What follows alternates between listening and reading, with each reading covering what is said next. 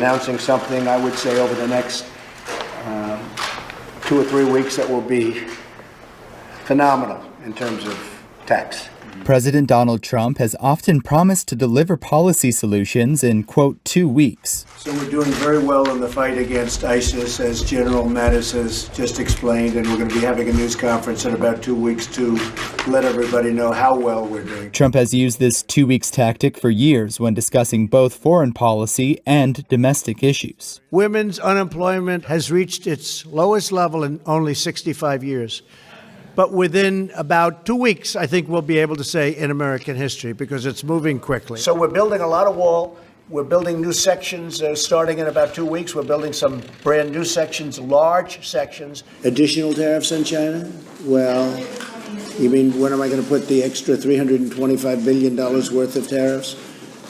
I will make that decision, I would say, over the next 2 weeks. Someday you'll see what was in that letter.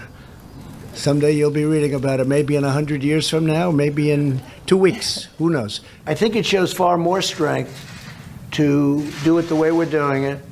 And again, whether it's next week or 2 weeks or 3 weeks, doesn't make any difference. Whether it's now or in 3 weeks, doesn't make any difference. At some point, we're going to open up our country, and it's going to be fairly soon.